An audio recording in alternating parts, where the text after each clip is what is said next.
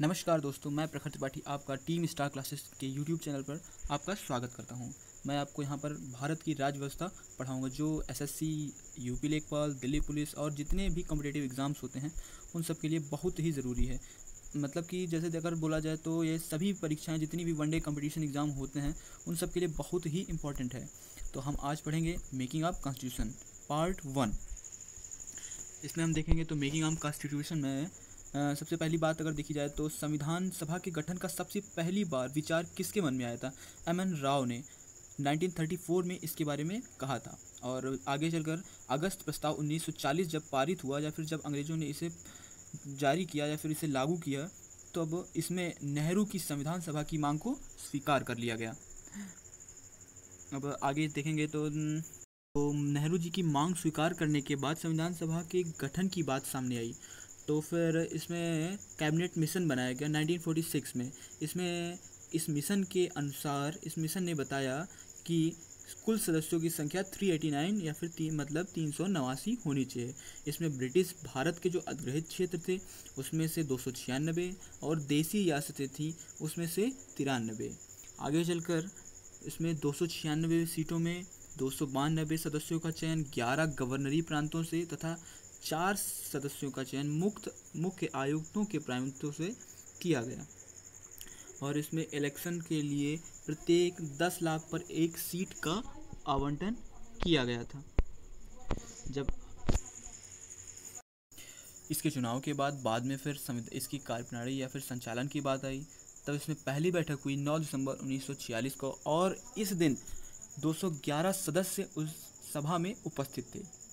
बाद में मुस्लिम लीग ने पहली बैठक का बहिष्कार किया और इसका अस्थायी अध्यक्ष डॉक्टर सच्चिदानंद सिन्हा को बनाया गया। इनके वरिष्ठतम होने के कारण इन्हें अस्थायी अध्यक्ष पहले नियुक्त किया गया। बाद में स्थायी अध्यक्ष डॉक्टर राजेंद्र प्रसाद जी को बनाया गया। आगे देखेंगे तो उद्देश्य प्रस्ताव की बात आएगी। तो उद्देश्य प्रस्ताव 13 दिसंबर 1946 को लाया गया। यह पंडित जवाहरलाल नेहरू जी ने संविधान सभा में रखा था। 22 जनवरी 1947 को सर्वसम्मति से इसे पास कर दिया गया। संविधान सभा विधायिका भी बनाई गई थी। हमें लगता है कि संविधान सभा का केवल कार्य संविधान निर्माण ही था, परंतु ऐसा नहीं था। संविधान सभा विधायिका भी बनाई गई थी, अर्थात इसके दो अलग अलग कार्य थे। पहला, यह संविधान का निर्माण करना और आम कानून लागू करना था। इसके अध्यक्ष बनाए गए डॉक्टर राजेंद्र प्रसाद को जब संविधान निर्माण का कार्य संपन्न होता था, और जीवी मावलंकर जी को इसका अध्यक्ष बनाया गया जब इसमें विधायिका का कार्य होता था।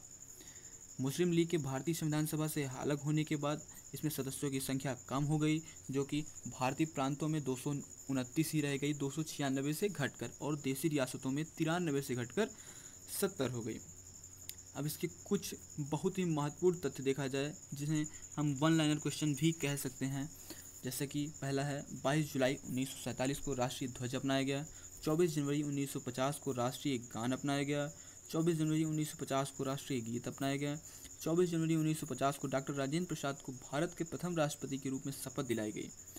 और इसके अगर कुल लगने वाले समय की बात करें तो इसमें 2 वर्ष 11 माह और 18 दिन का समय लगा, और इस 2 वर्ष 11 माह 18 दिन के समय में संविधान सभा की कुल 11 बैठकें हुई। अगर हम इसके लगने वाली लागत या फिर उसके कुल खर्चे की बात करें तो इसमें 64 लाख रुपए का खर्च आया। और लगभग देखा जाए तो भारतीय संविधान के निर्माण के लिए इसके संविधान निर्माताओं ने 60 देशों के संविधानों का अवलोकन किया। तत्पश्चात इसका निर्माण की अनेक प्रकार की विधियाँ अपनाई, अनेक प्रकार की समितियाँ बनाई, और इसमें से कुछ महत्वपूर्ण समितियाँ थी जो इस प्रकार है। जैसे कि प्रारूप समिति, इसके अध्यक्ष बनाए गए थे डॉक्टर भीमराव अम्बेडकर जी। संचालन समिति, इसके अध्यक्ष बनाए गए थे डॉक्टर राजेंद्र प्रसाद जी। और राष्ट्रीय ध्वज समिति, जो बहुत ही ज़्यादा आजकल परीक्षाओं में पूछी जा रही है या परीक्षा की दृष्टि से बहुत ही ज़्यादा महत्वपूर्ण है, जो कि इसके अध्यक्ष डॉक्टर राजेंद्र प्रसाद जी बनाए गए थे। और देखा जाए अगर अन्य महत्वपूर्ण तथ्यों में 26 नवंबर 1949 को संविधान पारित घोषित किया गया था, और इस दिन सभा में 299 सदस्यों में से केवल 284 सदस्य उपस्थित थे।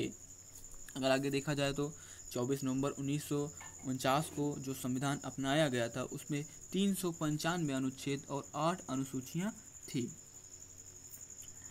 डॉक्टर भीमराव अंबेडकर को भारतीय संविधान के पिता और आधुनिक मनु की संज्ञा दी जाती है।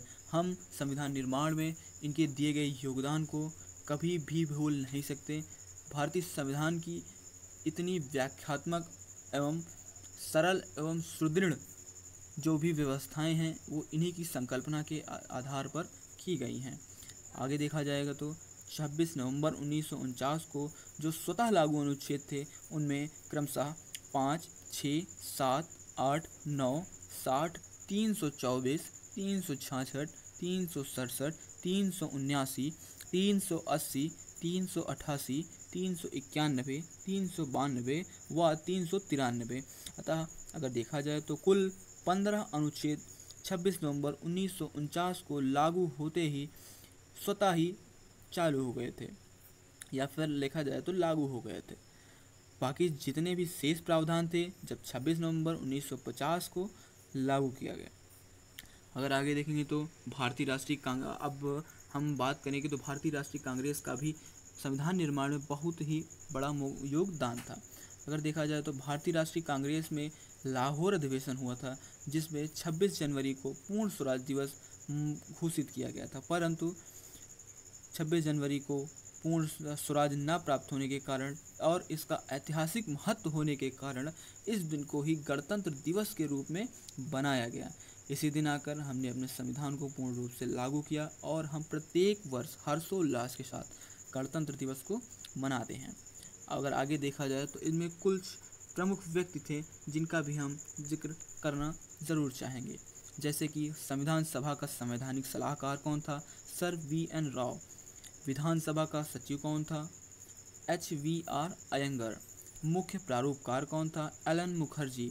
संविधान प्रभा के प्रमुख सुलेखक, अब देखा जाए तो इसका लेखन किसने किया हम ये कहना चाह रहे हैं तो फिर प्रेम बिहारी नारायण रायजादा जी ने।